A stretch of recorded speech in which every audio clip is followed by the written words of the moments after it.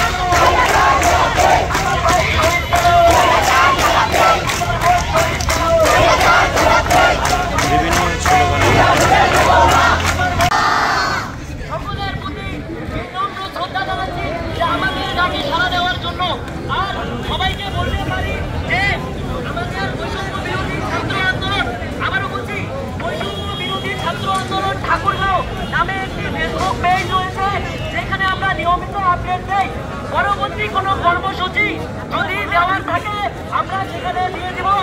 আপনারা সরাসরি সেই পেজটি ফলো করবেন এবং আমাদের সাথে সম্পৃক্ত হবেন, এটাই আশা করছি।